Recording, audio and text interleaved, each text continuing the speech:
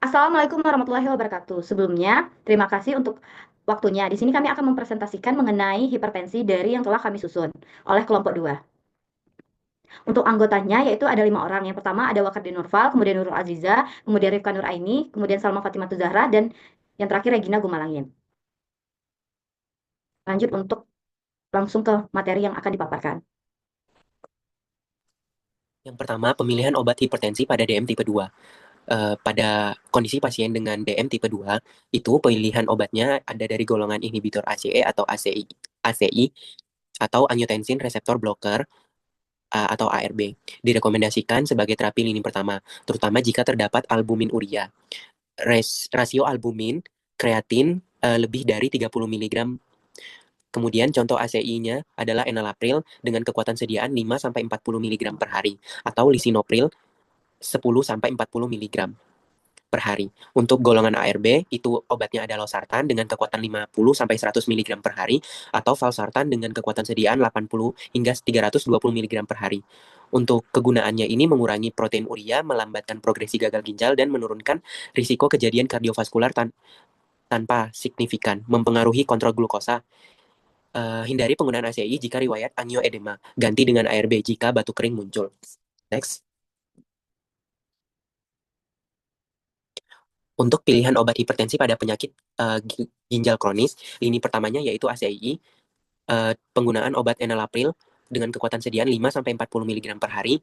Kurangi dosis jika eGFR kurang dari 30 mili per menit atau menggunakan golongan ARB yaitu losartan dengan kekuatan sediaan 50 hingga 100 mg per hari. Untuk alasan nefroprotektif kuat, turunkan protein urea hingga 30-50%. Kurangi risiko ESKD. Kemudian pada pasien dengan CKD stadium 1 hingga 2 dengan eGFR di atas 60, gunakan thiazide like atau chlortiazide dengan kekuatan 12,5 hingga 25 mg per hari untuk hipertensi resistensi. Kemudian CKD stadium 3 hingga 5 dengan eGFR kurang dari 60 atau loop diuretik, gunakan furosemid dengan kekuatan sediaan 20 hingga 80 mg per hari. Jika terjadi resistensi, tambahkan MRA spironolakton dengan kekuatan sediaan 25 mg per hari. Next. Pilihan obat hipertensi pada pasien asma dan PPOK. Pada pasien asma, lini pertama yang digunakan yaitu ARB dengan obat itu losartan dengan kekuatan sediaan 50 hingga 100 mg atau valsartan dengan kekuatan sediaan 80 hingga 325 mg per hari. Untuk terapi tambahannya bisa ditambahkan CCB, dihidropiridin, obatnya itu ada amlodipin dengan kekuatan sediaan 5-10 mg per hari. Untuk PPOK, lini pertama pada pasien ini adalah golongan ARB, sama seperti asma. Kemudian untuk tambahannya bisa ditambahkan dengan CCB dihidropiridin menggunakan obat amlodipin dengan kekuatan sediaan 5-10 mg per hari.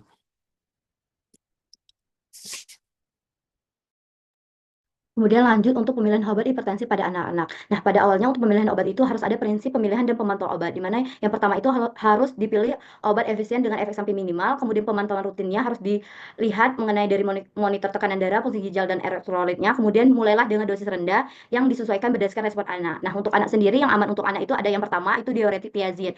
Nah, ada obat hidroklorothiazide, yang dimana dia bisa menurunkan tekanan darah dengan mengurangi volume darah, kemudian efek sampingnya relatif aman. Nah, kemudian ada obat ACE inhibitor. Nah, contohnya enalapril. Ya, dia bisa mengontrol tekanan darah juga dan baik untuk anak dengan hipertensi terkait penyakit ginjal. Kemudian ada calcium channel blocker, contohnya amlodipin, di mana dia bisa merelaksasi pembuluh darah dan menurunkan tekanan darah. Kemudian tolerabilitasnya tinggi. Kemudian untuk obat yang harus dihindari pada anak-anak, yang pertama itu ada golongan beta blocker atau yang itu obatnya propranolol, di mana dia dapat menyebabkan bradykardia, gangguan pernapasan, dan mempengaruhi pertumbuhan. Penggunaannya itu harus hati-hati dan hanya jika tidak ada alternatif lain. Kemudian ada juga obat golongan diuretik low, yaitu contohnya furosemid. Nah, di mana dia bisa menyebabkan ketidakseimbangan elektrolit sesuai serius dan dehidrasi. Kemudian sebaiknya dihindari kecuali untuk kondisi medis tertentu seperti gagal jantung kongestif. Nah, kemudian ada pemilihan obat hipertensi pada ibu menyusui. Nah, prinsipnya pemilihan obat itu juga didasari dengan pada ibu menyusui ini didasari dengan transfer yang minimal ke ASI dan profil efek sampingnya, kemudian pemantauan rutin pada ibu juga, kemudian diskusikan mengenai terapi antihipertensi yang tidak selalu berarti harus menghentikan. obatnya diminum, yang menyusui jika obat aman dan pemantauan baik. Nah, untuk obat yang aman untuk busui itu, yang pertama ada nifenipin IR, yaitu calcium channel blocker. Nah, di mana profil farmakokinetinya itu memungkinkan sedikit transfer ke ASI dan aman untuk bayi. Kemudian ada obat labetalol dan metoprolol. Dia golongan beta blocker, yang dimana kadar rendah di ASI, resiko paparan pada bayi minimal, jarang menyebabkan efek samping signifikan.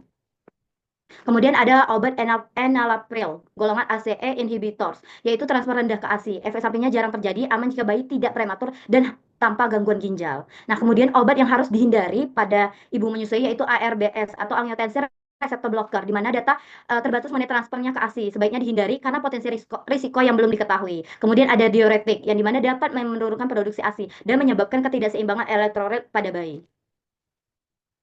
Kemudian ada definisi preeklamsia dan eklampsia, yaitu di mana preeklamsia ini adalah gangguan multisistem yang kompleks selama kehamilan yang timbul akibat ketidakseimbangan antara faktor agiogenik dan anti-agiogenik, stres oksidatif, serta keterlibatan imunologi. Preeklamsia dapat terjadi pada wanita yang memiliki hipertensi kronis atau pada mereka yang mengalami hipertensi baru setelah 20 minggu kehamilan. Kemudian eklampsia adalah bentuk preeklampsia yang lebih parah, di mana kondisi hipertensi disertai dengan kejang atau konvulsi. Eklampsia ini dapat mengancam nyawa ibu dan bayi serta memerlukan penanganan medis yang segera dan agresif. Kemudian untuk epidemiologi dari preeklamsia dan eklampsia itu, yang pertama preeklamsia ini terjadi pada sekitar 5-10% dari semua kehamilan, termasuk di negara Australia dengan frekuensi serupa di banyak negara juga. Kemudian preeklamsia berkembang biasanya setelah 20 minggu kehamilan dan seringkali terdeteksi pada trimester kedua atau ketiga. Penyakit ini dimulai dengan hipertensi, kemudian disertai dengan proteinuria dan dapat berkembang menjadi kondisi yang lebih serius, mengarah pada komplikasi bagi ibu dan janin. Kemudian eklampsia itu meskipun lebih jarang terjadi, merupakan komplikasi berat dari preeklamsia yang dapat menyebabkan kejang. Dia sering terjadi pada wanita dengan preeklamsia yang tidak terkontrol dan dapat berujung pada kerusakan organ, keguguran, atau kematian janin.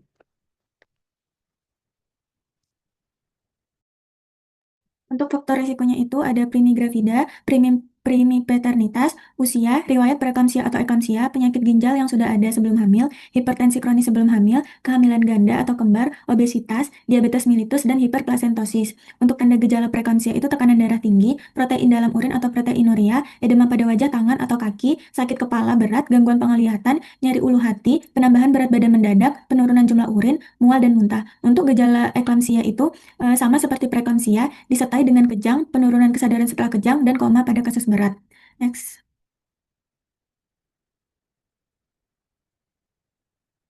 Untuk terapi farmakologisnya itu yang pertama ada antihipertensi, tujuannya mencegah komplikasi kardiovaskular dan cerebrovaskular, terutama bila tekanan darahnya mencapai lebih dari 180 sampai 110 mg air raksa. Untuk obatnya itu ada hidralazin dengan dosisnya 5 sampai 10 mg secara IV bolus. Ulang 20 sampai 30 menit bila perlu. Yang kedua adalah labetalol golongan beta blocker dengan dosis IV bolus 20 mg. Dapat diulang 20 sampai 80 mg tiap 10 menit. Untuk oralnya itu 100 sampai 200 mg 2 sampai 3 kali per hari. Untuk nifadipin dosisnya 10 mg per oral dapat diulang 20 menit bila tekanan darah masih tinggi. Kemudian ada metildopa dosisnya itu 250 mg 2 sampai 3 kali sehari. Next. Kemudian ada obat antikonvulsan. Tujuannya itu untuk mencegah dan mengatasi kejang pada preeklamsia dan eklamsia. Obatnya itu ada magnesium sulfat. Dosisnya itu ada dua regimen. Yang pertama regimen Pritchard. Untuk dosis IV loading 4 gram selama 4-5 menit. Intramuskular loading itu 10 gram. 5 gram di tiap bokong. Untuk dosis pemeliharaannya itu 5 gram intramuskular setiap 4 jam. Untuk regimen Zuspan itu IV infusion.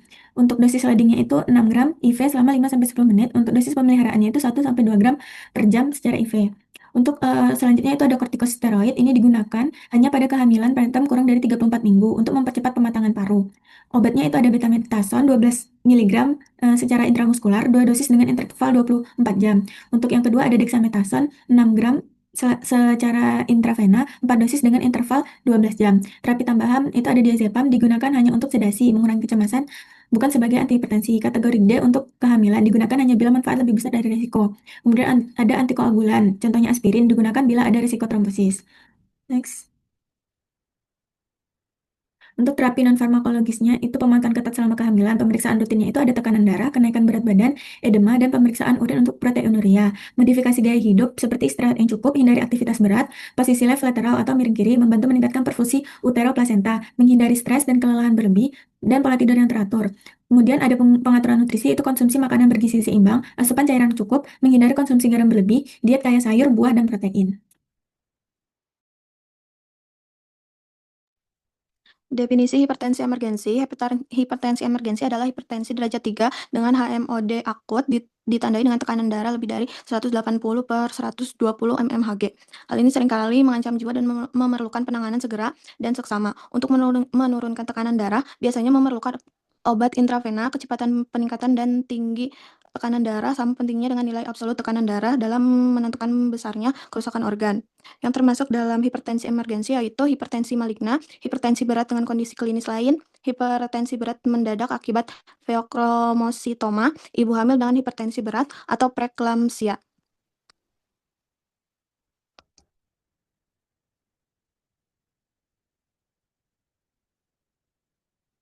Sebelumnya, untuk terapi farmakologinya ada obat-obat yang tersedia di Indonesia, ada nicardipin dengan dosis 5-15 mg per jam, IV continuum mulai 5 mg per jam, naikkan tiap 15-30 menit sebesar 2,5 mg sampai target tekanan darah setelah tercapai, turunkan ke 3 mg per jam. Lalu ada nitroglycerin dengan dosis 5-200 mg per menit.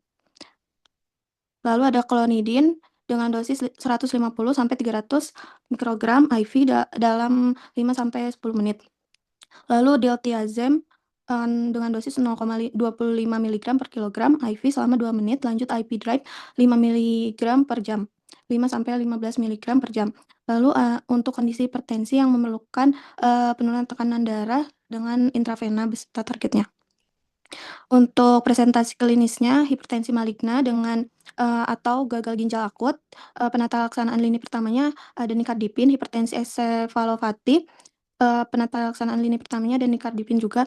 Lalu kejadian koroner akut, lini pertamanya nitroglycerin. Lalu edema paru kardiogenik akut, nitroglycerin, boleh dikombinasi dengan loop diuretik. Diseksi aorta akut, nitroglycerin atau nicardipin atau diltiazem. Lalu eklamsia atau prelamsia berat, ada labetalon, nicardipin, magnesium sulfat. Next. Untuk definisi hipertensi urgensi dan terapi farmakologinya ada hipertensi urgensi merupakan hipertensi berat tanpa bukti klinis keterlibatan organ target. Umumnya tidak memerlukan obat inap dan dapat diberikan obat oral sesuai dengan algoritma penata laksanaan hipertensi urgensi. Penurunan tekanan darah dan yang agresif pada pasien harus dihindari, sehingga penggunaan obat parenteral tidak dianjurkan, dan obat yang direkomendasikan adalah obat antihipertensi oral. Terapi farmakologinya ada terapi inisiasi dual combination, ada ACI atau ARB ditambah CCB atau diuretik, ada triple combination, ACE atau ARB ditambah CCB tambah diuretik, triple combination ditambah spironolactam atau obat lain, hipertensi resistensi ditambah spironolacton, atau diuretik lain alpha blocker atau beta blocker.